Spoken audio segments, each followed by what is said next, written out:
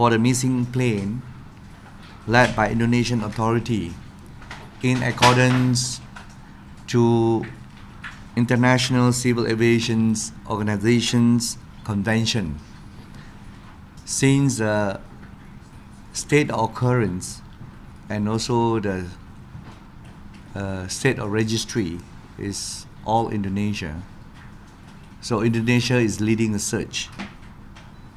In this regard, the Malaysian government has committed and deployed our military asset to assist Indonesia with the search operation.